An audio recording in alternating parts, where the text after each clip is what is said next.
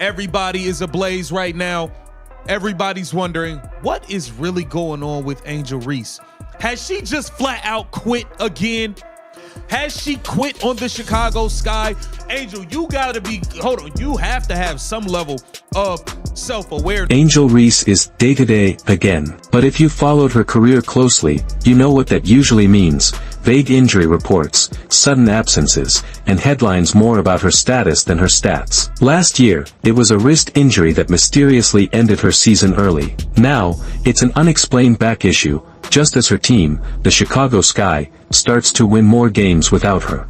I think Angel Reese, and I'm saying this with my chest out, I think she's quit on the Chicago Sky. She's been claiming a back injury basically since the All-Star break. And there's no details. Every day we hear that Angel Reese is day to day. And every week there's no update on what she's struggling with, what she's doing. There's nothing. There's no information about Angel Reese. I think she's quit on this season. I think this is a worse version than Kawhi Leonard. Meanwhile, Caitlin Clark is still showing up, still leading, and still breaking records, even while managing a real groin injury. She's present on the bench, in huddles, and in the heart of every game, even when she's not suiting up. The contrast between these two high-profile rookies couldn't be clearer. So the question keeps coming up. Is Reese actually hurt? Or is this another all-too-convenient retreat when the pressure ramps up and performances dip? Let's be honest, this isn't new. Hey, look, bruh, you gotta remember, she quit in Unrivaled. She just stopped playing in Unrivaled. Said she was hurt, didn't show up for the championship game, didn't even show up and watch. Last season, she claimed her wrist was messed up, didn't finish playing in none of the games. Now, this year, she's saying this season, it's her back. It looked like she's not finishing playing in none of the games. The Sky needs you. The Chicago Sky, you guys are the gum on the bottom of the shoe of the league. They need Angel Reese to play in games. Angel, where you at? Where are you at, Angel? This is nuts. Reese's sudden injury status has become predictable. Last year, it was a wrist fracture that was framed as so serious it required surgery to prevent long-term damage before she even hit her prime. Just like that, her season was over. No late-season comeback. No effort to finish strong. Now we're watching the sequel. This time it's her back. No timeline, no detailed diagnosis, no sign of rehab efforts or comeback targets. 1 minute she's on the court. The next, she's completely absent, not even traveling with the team. And it always seems to happen when the Sky are in a rough patch and the spotlight on her performance grows a little too bright. Angel Reese! She might have tapped out, y'all. Angel Reese may have tapped out and quit on the Chicago Sky. Everybody is speculating. What is this back injury? What's going on? Hey, are you trying to pretend like you hurt because Caitlin Clark really is hurt? Wait. What's going on? What's going on? Reese wasn't even on the bench when Chicago visited the Indiana Fever recently, one of the WNBA's most hyped matchups. This is a rivalry that's been pushed hard by the league, largely because of the Reese versus Clark narrative. Yet when it was time to face Clark's squad on the road, she wasn't there. And yet, not long before that, she was front and center in Indiana for the All-Star game, all smiles, posing for cameras, and staging PR moments like pretending she'd taken over Clark's trap. So, her back works for photo ops, but not for games. This pattern hasn't gone unnoticed. I think she's using her back as an excuse to sit out because she doesn't really care about basketball. I think she looks over at Caitlin Clark and says, hey, Caitlin Clark is out with a legitimate injury.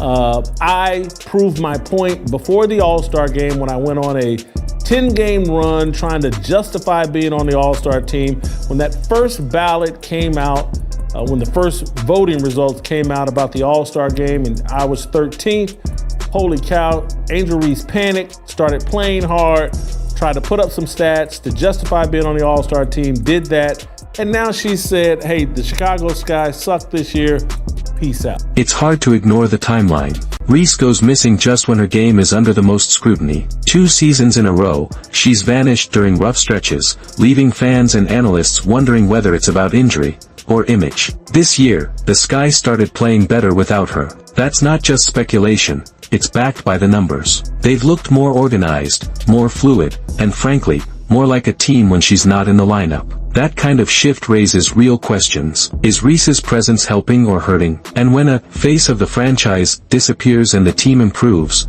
is the problem the team or her? She identified once they lost Vandersloot, their point guard, early in the year, and once they started getting their brains beat in, hey, we're not gonna win anything this year. I'm not putting these L's on my resume. I'm going to have an excuse for the Chicago Sky potentially coming in with the worst or second worst record in the WNBA. These losses will not be on my resume. While Reese fades into injury updates and disappears from the bench, Clark has done the opposite. Even while managing a legitimate groin injury, she stays visible. She suits up when she can, shows up regardless, and is constantly plugged in with her teammates, encouraging from the sidelines, breaking down plays, leading in every way she can. And when she's on the court, her impact is undeniable. Clark's averaging 16, 5 points and a league-leading 8.9 assists per game, impressive for any rookie, let alone one playing through an injury. Her assists aren't empty stats either. They change games. They unlock Indiana's offense and elevate every player around her. She's not padding numbers for PR, she's shaping wins. Let's get it! Burn! Lack of awareness combined with a lack of ability to jump. Not great! Bang! Me bow, me bow, me bow, me bow, me bow, me bow, me bow. Yeah! Again! Do it for me. Me bound! Bang! Williams gonna have to hurry off the dribble, rolls out. Oh, open three. Oh, what a sight for Alexi Hall. She has needed that one to drop. Alexi Hall catching fire. Now Chicago just needs to get it a little bit more settled here in the half court. Nurse loses it. Mitchell 2-on-1. It's a foot race. Mitchell to Cunningham. Cunningham right there for two more. This year, Indiana is 4-0 against Chicago, and they've done it with or without Clark in uniform. That's a team that knows how to function with depth and trust. Look at the game where Clark sat out and Lexi Hull stepped up, scoring 17 points with a +22 rating. The Fever didn't panic without their leader. They rallied. That's culture. That's cohesion. And that's something Chicago lacks right now. The Sky. What they do not understand is that coaches, and I know the WNBA in some regards isn't a real sports league, and I don't know if they think like real coaches and real people in sports, but the number one ability is availability. If you're not available, you have no value. Meanwhile, can't seem to find a rhythm, unless Reese is out. That's when the offense flows, the guards take over, and the ball moves. The contrast is sharp. Indiana adapts without their star. Chicago improves without theirs. I'm proud of this group. I think we've shown all season long, like, they're resilient, they're connected, they pull for each other, they enjoy one another, they celebrate one another, and that stuff alone is good for 10 to 12 points a game. And for this group, the way that they share the ball, how unselfish they are, I mean, I'm really proud of them. It's not been ideal circumstances all season long, but they've shown the character of who they are. They've been resilient, they've responded to adversity, and they continue to elevate one another. And I couldn't be more proud of this group than I am at this moment. I think it just says a lot about who we have as human beings. That was one of the things that we made a priority in the off season of, who we bring into this organization. Number one, quality human beings, selfless human beings, that want to pull for one another, that understand.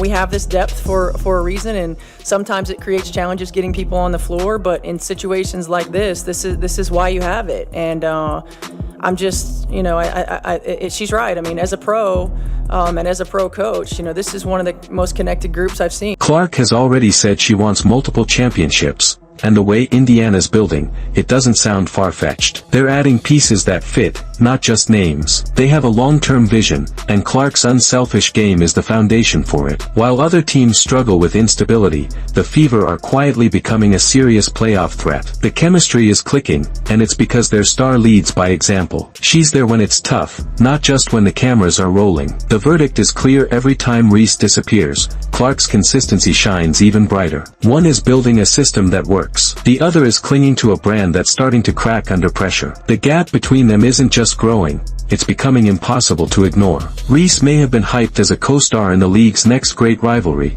but on the floor, it's no contest. Clark is building a legacy. Reese is building questions. So ask yourself, do you back the players showing up when it matters, or the ones hiding behind injury reports and PR teams? Because the Fever are making moves. And the Sky, they're still making excuses. Like, share, and comment, fire the baby giraffe, below if you're done with the PR stunts.